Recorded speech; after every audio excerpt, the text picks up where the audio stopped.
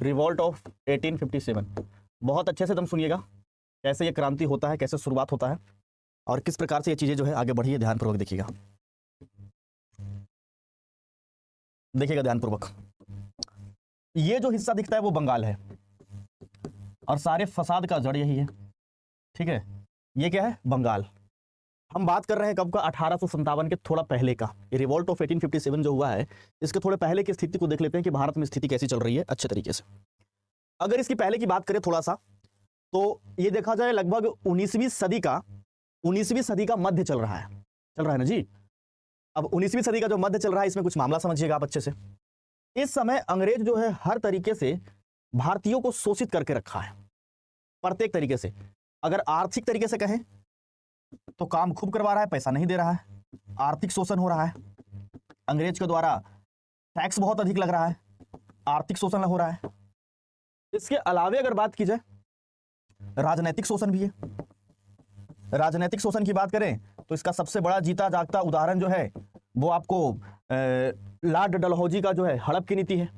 आपको पता है ना, जो लॉर्ड डलहौजी का जो हड़प की नीति रहा है, लॉर्ड डलहौजी 1848 से लेकर के 1856 तक के लॉर्ड डलहौजी रहे हैं और इन्होंने एक नीति अपनाई थी जिसको कहते हैं हड़प की नीति। इस नीति के तहत उन्होंने क्या कहा था? जो हड़प की नीति थी, इस नीति के तहत उन्होंने क्या कहा कि अगर कोई भी भारतीय रियासत के राजा, ठीक है, जो भारतीय रियासत के राजा था, वो भारतीय रियासत के जो भी राजा रहे हैं, वो राजा जो है अगर अच्छे तरीके से अपने साम्राज्य को नहीं चलाएगा, ठीक है, तो हम उसके शासन को ब्रिटिश सत्ता में मिला लेंगे। कहाँ? ब्रिटिश सत्ता में मिला लेंगे, पहली बात। अब देखो, ये इससे ना बहुत सारे जो राजा थे वो डर गए। हड़प की नीति में बहुत ही कठिन तरीके से उन्होंने पेश आया और कहा अगर कोई भारतीय शासक मर जाए, कोई रियासत के राजा मर जाए, वैसी अवस्था में क्या होगी कि वैसी अवस्था में हम जो है उसके साम्राज्य को, उसके सत्ता को ब्रिटिश सत्ता में मिला लेंगे। अगर कोई राजा मर जाए और उसका कोई बेटा नहीं हो, तब भी हम उसके सत्ता को ब्रिटिश सत्ता में मिला लेंगे। अगर कोई राजा है, कोई शासक है, उसका मृत्यु हो जाए, अगर उसका बेटा नाबालिग है, तब भी हम उसके सत्ता को ब्रिटिश सत्ता में मिला लेंगे। इसके अलावे अगर किसी का कोई बेटा नहीं है तो वो किसी बेटा को गोद भी नहीं ले सकता है। अब ऐसी स्थिति में लॉर्ड डलहौजी सबको डरा दिए।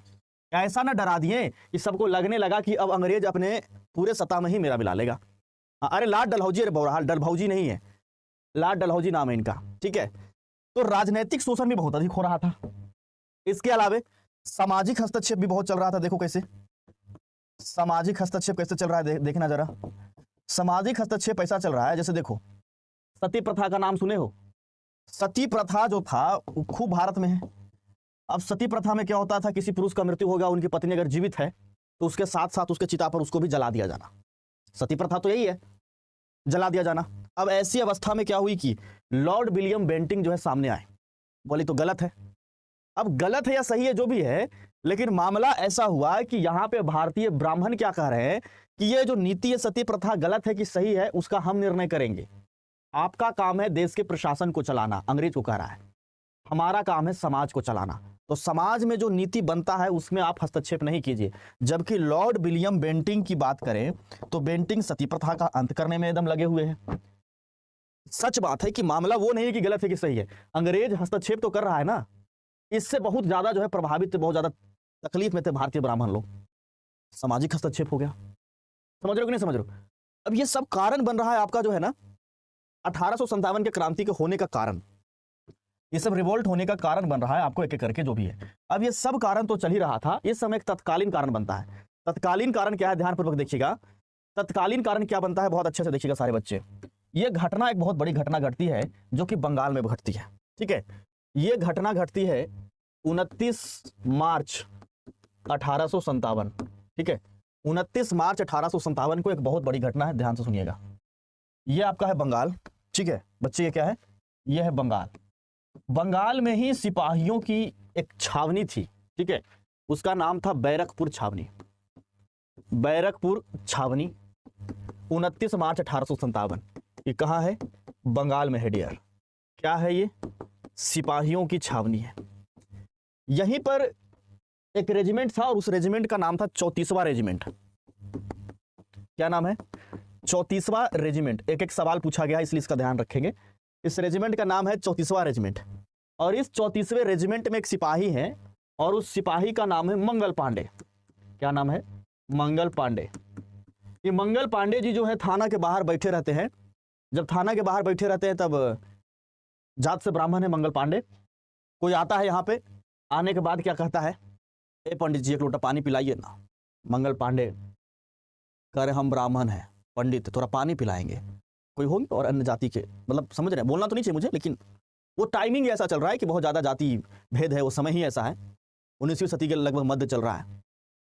तो कह रहे हैं कि हम पंडित जी हैं, आपको पानी पिलाएंगे। तो बोला अच्छा पानी नहीं पिलाते हैं, बढ़िया है। जो नया वाला राइफल आया है आपके छावनी में, उसमें गाय और सुअर की चर्बी लगी रहती है उसकी कारतूस में, और जब दांत से आप छीलते हैं तब आपका सब पंडित गोल हो जाता है। बोला क्या बोल रहे हो जी, बात सही बात है, ये बात तो बहुत सही है। पहले क्या था कि जो इनकी छावनी थी, इनमें पुराना बंदूक जो था उसके जगह पर नया बंदूक आया। पुराना बंदूक जो था इसका नाम था ब्राउस बैन, ठीक है जी। और इस ब्राउस बैन की जगह पर एक नया राइफल आया है। क्या है? नया राइफल। और ये जो नया राइफल है इसका नाम है new Enfield rifle. New Enfield rifle नाम है। और इसका जो कारतूस है उसमें सच में गाय सुअर की चर्बी लगी है। अच्छा एक सवाल तो यहां से भी बनना चाहिए कि सर आखिर ये पुराना बंदूक की जगह पर रिप्लेस होकर के नया बंदूक क्यों आया? जो पुराना बंदूक है इसके जगह पर नया क्यों आया? तो कुछ मामला था, कुछ बातें था, ध्यानपूर्वक समझने का प्रयास करिएगा। हुआ क्या था? तो ना बड़ी हंसता है जी, सर आप चश्मा क्यों पहनते हैं? बहुत लंबे टाइम तक जैसे आंख के सामने लाइट जलते रहता है बहुत सारा, तो कई बार आंख चूमने लगता है थोड़ा। इतना लाइट है ना कि जितना आप लोग के शादी विवाह में नहीं लाइट जलेगा उतना लाइट के बीच में हम है। इधर से लाइट, इधर से लाइट, इधर से लाइट, इधर से लाइट, चारों तरफ लाइट ही लाइट है, तब ना हम दिखते हैं जी। तो अंधेरा हो जाएगा, एकदम बोल रहा है। इतना लाइट है कि आपका शादी का मंडप में इतना लाइट ना रहेगा, सोच लीजिए। इतना लाइट लगा हुआ है, इतना सारा हैलोजन लगा हुआ है, और नीचे से लाइट आता है तो आंखों में चुभ जाता है कई बार। समझो बात को। पुराना बंदूक का नाम था ब्राउस बैन, उसके जगह पर नया बंदूक आया था। आखिर आने के पीछे का कारण क्या था, ये भी मन में सवाल आना चाहिए। कारण था डियर, जो पुराना बंदूक था ना, वो पुराना बंदूक से अगर किसी को गोली लग जाता था, अगर वक्त रहते अगर निकाल ले कोई शरीर से उसको, तो व्यक्ति जो है बच जाता था, उसका जान बच जाता था। जो इस बंदूक से गोली, पुराना फिल्म में नहीं देखे हो, मतलब बहुत खून नहीं बहे और ब्राउस बैन का अगर गोली लग जाए तो आदमी बच जाता था। तो अंग्रेज को लगा ये ससुरा सब गोलियां निकाल लेता है, सर मारते हैं हाथ में गोली निकाल लेता है, इसको मारते हैं हाथ में गोली निकाल लेता है। पुराना फिल्म में नहीं देखा है एकदम उसमें कैसे रहता है, अजय देवगन वाला में देखिए, मिथुन चक्रवर्ती वाला में देखिए। तो पहले वाला जो ये पुराना बंदूक था ब्राउस बैन, इसका गोली किसी को लगता था ना, तो समय रहते अगर वो निकाल लिया तो उसका व्यक्ति का जान बच जाता था। अब देखो इसके जगह पर अंग्रेज का कहा कि तुम, ये लोग बहुत तेज है, निकाल लेता है, वो कहा हम कुछ दूसरा जुगाड़ करेंगे कि तुम लोग बच ना पाओ। इसलिए जो नया इनफील्ड राइफल आया है, इसका जो कारतूस है इसमें वो जहर मिला दिया है। बोला इसमें जहर मिल जाएगा, और वही जहर को ढकने के लिए, वही जहर को कवर करने के लिए उसने क्या किया कि इसी जहर को ढकने के लिए उसने इस पर गाय और सुअर की चर्बी लगा दी। और चर्बी इसलिए लगाई गई है, इस बात को समझिएगा, कि उस जहर को ढका जा सके, जब चलाना होगा तो उसको निकाल करके और चलाएगा, ताकि किसी व्यक्ति को अगर लग जाए और अगर वो निकाल भी लेगा ना अपना गोली, तो जहर पूरे शरीर में फैल जाए और इससे उसका मृत्यु हो जाए। इसलिए एनफील्ड राइफल, ये पूरा कहानी समझें। ये सब चीज़ कभी सोचा कीजिए, जब पढ़ते होते हैं तब किताब उताब में कहाँ लिखा रहता है ये सब बात यार, जल्दी नहीं रहता है। ठीक है, अब क्या होता है ध्यान से सुनिएगा। ये नया राइफल आया, अब पूरा गुस्सा में मंगल पांडे बोल जाकर के पूछ रहे हैं अपने सार्जेंट वार्जेंट से कि सही बात है ऐसा। सार्जेंट से पूछा कि सर जो नया वाला राइफल है उसमें गाय सुअर की चर्बी लगी हुई है।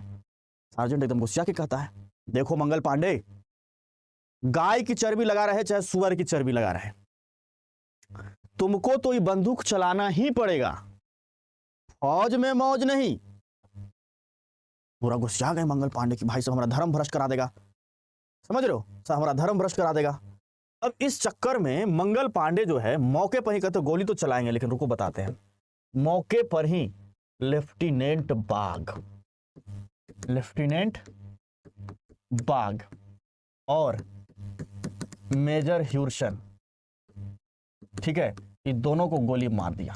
कब? 29 मार्च 1857 को दोनों के दोनों को गोली मार दिया मौके पर ही। लो गोली चलावे कहता है, गोली चला दिया। और इसी समय जब ये होता है घटना, तो इसी को कहते हैं तत्कालीन कारण। ठीक है, इसी को क्या कहते हैं? तत्कालीन कारण कहते हैं। रिवोल्ट ऑफ 1857, 29 मार्च 1857, अप्रैल के महीने में ही मंगल पांडे को फांसी दे दी जाती है। और ये चीज़ें बढ़ जाती है। अब देखिए, जब ये विरोध हुआ, जब ये बंगाल में ये सारा विरोध होता है ना, 29 मार्च 1857 का ये विरोध जो होता है, सबसे पहली चीज़ तो पता है क्या किया गया? सबसे पहले चीज़ जो ब्रिटिश था, ठीक है ना, सबसे पहले जो बात था कि जो ब्रिटिश था वो इन लोगों से बंदूक पे छीन लिया। कहा सिपाही लोग को कोई बंदूक मत दो, सिपाही लोग को डंडा दो, कम से कम मारेगा तो बच जाएंगे। अंग्रेज कह रहा है कि सिपाही लोग को डंडा दो, कम से कम मारेंगे तो बच जाएगा। ये सब तो बौराहा है, किसी के ऊपर भी गोली चला देता है, समझ रहे जी? तो इन लोगों को डंडा दे दिया गया। लेकिन यहाँ पे कुछ मामला हो जाता है। ये यहाँ पे तो भाई इन्होंने मना कर दिया चलाने से इस छावनी में, बहुत लोगों को जेल भी भेजा गया। लेकिन यही जब मेरठ की बात करते हैं तो मेरठ के सिपाही बड़ा कुछ विचार कर रहे हैं, और मेरठ के सिपाही लोग कह रहे हैं कि भाई हम लोग को बंदूकवा चलाना है कि नहीं चलाना है। भाई बात तो आगे तक बढ़ेगा ना कि हम लोग को बंदूकवा चलाना है कि नहीं चलाना है। तो कहा नहीं, हम लोग भी नहीं चलाना चाहते।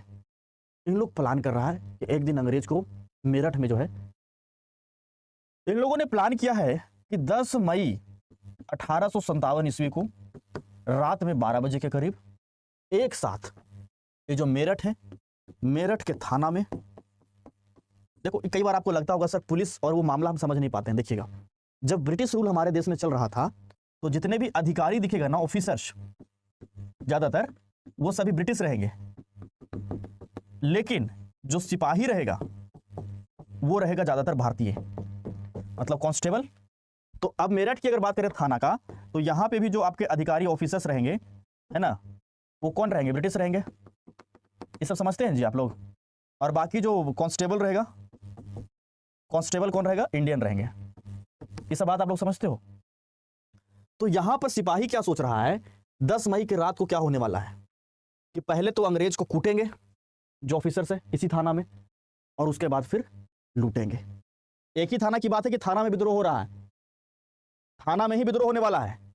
अब यहां पर ठीक सभी लोग एक साथ में मिल गए हैं, मीटिंग पर मीटिंग चल रहा है। मीटिंग में ये लोग सिंबल इस्तेमाल कर रहे हैं, रोटी और कमल का फूल, रोटी और कमल का फूल। जो लोग एक साथ हैं, मतलब समझ रहे हो क्या हम कह रहे हैं, जो लोग एक एक साथ चल रहे हैं, है ना, जो लोग एक साथ हैं वो सब लोग रोटी और कमल का फूल लिए हुए। अब देखो 10 मई के शाम है और ज्यादातर लोग जो तो कांस्टेबल ही होंगे, किसी भी थाना में ज्यादा तो कांस्टेबल होगा ना जी, दरोगा तो कम ही होता है या ऑफिसर तो कम ही होते हैं। तो शाम का समय है, सब जितना भी कांस्टेबल है, जितना भी भारतीय है, सब अपना अपना पैकेट में कबो फूल लेकर के घूम रहे हैं। अंग्रेज लोग कह रहा है, ओए मिस्टर मिश्रा, ओए मिस्टर मिश्रा, गुलाब का फूल, सॉरी कमल का फूल लेके घूम रहे हो, क्या बात है? अब मिश्रा जी मना ही मन सोच रहे हैं, रात में तो ठोकेंगे तुमको, समझ रहे हो। ठीक 12 बजता है रात को, एक व्हिसिल बजता है और सारे भारतीय एक साथ इस मेरठ के थाना में अंग्रेजों के ऊपर टूट पड़ते हैं। जब अंग्रेजों के ऊपर टूट पड़ते हैं सभी के सभी, अंग्रेज को पहले बहुत कूटते हैं और उसके बाद थाना को लूटते हैं। यही सिपाही लूटने इन द सेंस, इस थाना में खूब राइफल था, इतना राइफल था यहाँ पे स्टोर में, इतना राइफल था कि जितना सिपाही है वो सब अपना कंधा पे 4-4 राइफल लेके चल रहा है। इस थाना को लूट करके मेरठ के सिपाही 4-4 राइफल लिए हुए, और यही वो जगह है मेरठ जहां की 10 मई 1857 से शुरुआत हो जाती है 1857 के विद्रोह का। इसका शुरुआत हो जाता है, समझ रहे हो कि नहीं समझ रहे हो? 1857 के विद्रोह का। कोई कंफ्यूजन? अब सोचो, हालात ऐसा चल रहा है कि आपको देखिए, ये मेरठ है, यहाँ के सिपाही जाते कहाँ हैं? मेरठ से पैदल यात्रा करके दिल्ली जाते हैं। मेरठ उत्तर प्रदेश में है और दिल्ली दिल्ली में है। मेरठ से सब पैदल पैदल जा रहे हैं। जितना सिपाही अपना कंधा पर 4-4 राइफल लेकर के पैदल चल रहा है, जिस गांव से गुजर रहा है सिपाही लोग, उस गांव के लोग बाहर निकल करके दिख रहे, ओ माय गॉड, समझ रहे? इतना राइफल दिख रहा है, 2-4, एक एक सिपाही 4-4 राइफल, और पूरा रोड भरा के भरा चल रहा है। इस प्रकार से पहुंच गए दिल्ली। जब दिल्ली पहुंच जाते हैं ये, तो दिल्ली में बहादुर शाह जफर जो है मुगल शासक है। बहादुर शाह, पूरा कहानी सुनिए, मजा आ जाएगा। अच्छा लग रहा है जी? समझ में आ रहा है क्या हो रहा है? बहादुर शाह जफर के पास सब मेरठ के सिपाही पहुंच गए, और बहादुर शाह जफर को कहते हैं, महाराज हम तो समझते हैं देश का जो है असली हीरो आप है, देश का राजा हम आपको ही मानते हैं, अंग्रेज को नहीं मानते। बहादुर शाह जफर लड़ने के लिए तैयार नहीं थे अंग्रेजों से, डर चुके थे। अंग्रेज इनको कठपुतली बना चुका था, पूरे भारत को बना चुका था। तो ये क्या चीज है? मुगल लोग एकदम कमजोर स्थिति में है, जर्जर स्थिति में है। बहादुर शाह जफर बेचारा किसी प्रकार से बस राजा बने हुए हैं। मुगलों को भी प्रताड़ित कर रखा था अंग्रेजों ने। सोचिए बहादुर शाह जफर को क्या कहा था अंग्रेज जब दिल्ली में आया था लाल किला घूमने, पता है क्या कहता है? ये कहता है कि बहादुर शाह जफर को लाल किला बड़ा सुंदर है, जब आप मर जाइएगा तो लाल किला अंग्रेज लोग रख लेगा, मतलब हमारा हो जाएगा। कितना दुख लगेगा सोचो। मान लो आपने बहुत खूबसूरत सा घर बनाया, कोई आकर के अधिकारी कह दे घर बड़ा अच्छा लग रहा है, आप मर जाओगे तो हम रख लेंगे। ऐसा कहानी था। बहादुर शाह जफर के पास जब मेरठ के सिपाही लोग गए तो बहादुर शाह जफर को भी पहले से बल नहीं मिल रहा था, लेकिन मेरठ के सिपाहियों को देख करके बहादुर शाह जफर क्या कहते हैं कि हमने जीवन में पहली बार इतना बंदूक देखा, इतना राइफल देखा, और बहादुर शाह जफर के अंदर में भी जोश जुनून आ गया है और ये कहता है हम अंग्रेज से दिल्ली खाली करवाएंगे। और ठीक एक दिन के बाद 11 मई को यह विद्रोह जो है फैल जाता है बच्चे दिल्ली में। और 11 मई को दिल्ली में कौन कौन? बहादुर शाह जफर, इसको बहादुर शाह द्वितीय भी कहा जाता है, एंड इनका सेनापति जिनका नाम है बख्त खां, ये और मेरठ के सिपाही सभी मिल करके 11 मई 1857 को दिल्ली से अंग्रेजों को एक बार में खाली करवा देते हैं। ठीक है, अंग्रेज खाली कर देता है पूरा दिल्ली। अब जब विद्रोह मेरठ में फैल गया, 10 तारीख को मेरठ में फैल गया, 11 तारीख को दिल्ली में फैल गया, इससे अंग्रेज बहुत डर गया। रिवोल्ट ऑफ, ठीक है, 1815 की शुरुआत कहां से होती है? ठीक है, समझ रहे हो? तो मेरठ से होती है। सोच रहे हो ना कहां से? मेरठ से। तो मेरठ में 10 मई को हुआ और ठीक एक ही दिन के बाद 11 मई को दिल्ली में हो गया। अब इससे अंग्रेज बहुत डर गया और इसको लगने लगा अब क्या होगा। अंग्रेजों को तो इतना लग गया था कि भारत में रुकना ही कठिन है, मुश्किल है। तो ये दोनों दिन जब हुआ तो अंग्रेज बहुत डर गया, उसको लगा कि अब देश में रुक ही नहीं पाएंगे। अंग्रेज ने एक अनाउंसमेंट कर दिया और अलग अलग जगह पर, ध्यान से सुनो तो सही, अलग अलग देश के अलग अलग जगह पर प्रत्येक हिस्से पे कोई ना कोई जो है विरोध करने के लिए आ गए। यहाँ मेरठ, यहाँ दिल्ली, यहाँ इलाहाबाद, लखनऊ, कानपुर, बिहार में पटना, हर जगह पर कोई ना कोई विरोध में करने के लिए आ गए, अलग अलग जगह पर। 10 मई को कहां से शुरू हुआ? मेरठ के सिपाहियों के द्वारा। 11 मई को दिल्ली में बहादुर शाह जफर और बख्त खां, इलाहाबाद में लियाकत अली, लखनऊ में बेगम हजरत महल, कानपुर में नाना साहेब और तात्या टोपे, ठीक है, फैजाबाद में मौलवी अहमदुल्ला, इसी प्रकार से पटना में पीर अली के द्वारा, और जगदीशपुर में वीर कुंवर सिंह तब इस विरोध में आते हैं जब झांसी से रानी लक्ष्मीबाई इसमें कूद जाती है। तो वीर कुंवर सिंह का उम्र जिनका 80 वर्ष लगभग है, 80 वर्ष, वो क्या कहते हैं कि जब एक महिला होकर के इस विरोध में आ सकती है, अंग्रेजों को छक्का छुड़ा सकती है, तो हम तो एक फिर भी पुरुष हैं। और 80 वर्ष का बुजुर्ग जो है इस विद्रोह में आकर के कूद जाते हैं, सोचिए जरा। और इतना ही नहीं, अंग्रेजों का छक्का छुड़ाए, पूरा जगदीशपुर आरा से अंग्रेजों को खाली करवा दिए 80 वर्ष की अवस्था में। समझ पा रहे हो आप लोग बात को? झांसी से रानी लक्ष्मीबाई पूरा अंग्रेजों को खाली करवा दिए। कैप्टन ह्यूरोज क्या कह रहे हैं कि पूरे विद्रोह में हमको अकेला कोई मर्द दिख रहा है तो रानी लक्ष्मीबाई है। 80 वर्ष की अवस्था में, समझते हो? आज की 80 वर्ष की अवस्था के बुजुर्ग से जाके मुलाकात कर लोगे, ठीक से खटिया पे उठ के बैठेंगे नहीं, कुछ करने कह दो तो एक ही बात को कहेंगे, अब उम्र रहा। समझ रहे हो कि नहीं समझ रहे हो? अब उम्र रहा। तो इस सब जगह का आपको जो है बढ़िया से ध्यान में रखना होगा। विद्रोह की शुरुआत 10 मई मेरठ, सिपाहियों के द्वारा। किसके द्वारा? सिपाहियों। 11 मई दिल्ली, किसके द्वारा? एक तो जफर, बहादुर शाह जफर एंड बख्त खां के द्वारा। ठीक है, उसके बाद अलग अलग जगह पर याद रखिएगा बस, इलाहाबाद, लियाकत अली, ठीक है, और उसके बाद कानपुर, नाना साहेब एंड तात्या टोपे। ठीक है, और बताइए बच्चे, झांसी से रानी लक्ष्मीबाई, फैजाबाद से मौलवी अहमदुल्ला। पूछेगा यहां से प्रश्न, चल जाओगे बोरा में नहीं पढ़ोगे तब। ठीक है, मौलवी अहमदुल्ला, ये सब तो वो हिस्सा है जो कि बाकी दिख रहा है आपको। ठीक है जी, हाँ, क्या खूब लड़ी मर्दानी, वो तो झांसी वाली रानी थी। अब बिहार में अगर कहेगा तो बिहार के जो प्रणेता हैं ओवरऑल वो वीर कुंवर सिंह है। वीर कुंवर सिंह और अगर पटना कह देगा तो पटना के हैं पीर अली, पीर अली। बिहार या आरा लिखे तो बीर कुंवर सिंह, या जगदीशपुर लिखे तो भी बीर कुंवर सिंह। ये सब लोग विरोध में आए हैं। क्लियर है।